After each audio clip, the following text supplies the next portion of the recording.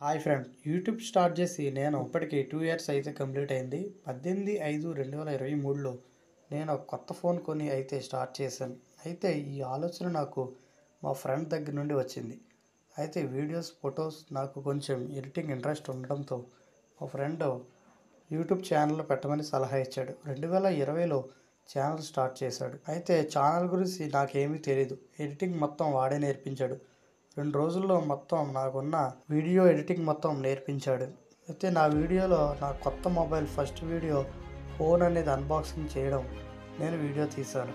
అది రోజే first upload చేశాను.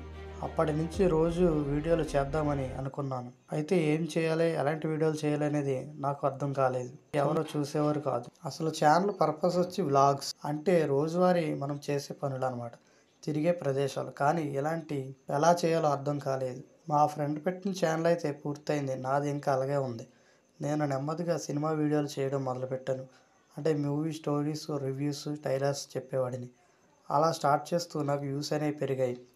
వీడియోస్ మొదలుపెట్టాను. 3 నెలల్లోగా 300 సబ్స్క్రైబర్స్ మాత్రం వచ్చారు.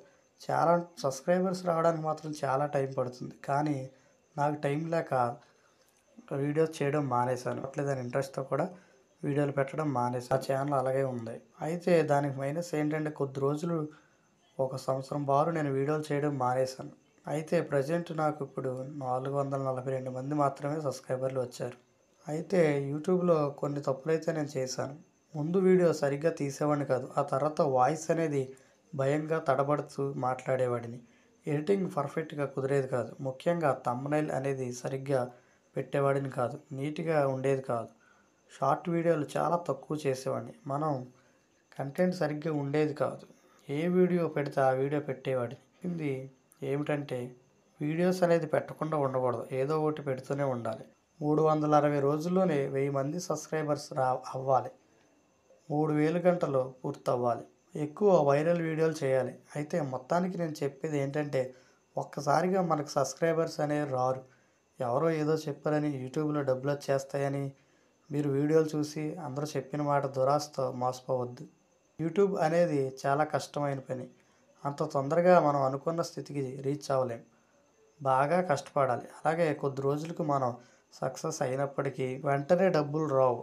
బాగా కష్టపడాలి. ఏదో ఒక ఫ్రీ టైంలో మనం జాబ్ చేస్తూనో, పని చేస్తూనో ఏదో ఒక టైంలో వీడియోలు చేయాలి తప్ప వీడియోల మీదే మనం ఉండకూడదు. సోషల్ మీడియాతో చాలా జాగ్రత్తగా ఉండాలి. మనం ఏదైనా వీడియో పెట్టే ముందు ఆలోచించుకోవాలి. దీని గురించి యూట్యూబ్ చేయొద్దని అయితే నేను చెప్పనలేదు, కానీ అందులో నాకున్న కొన్ని అనుభవాలను చెప్తున్నాను. కొత్తగా వచ్చే క్రియేటర్స్కి వెల్కమ్ చెప్తున్నాను.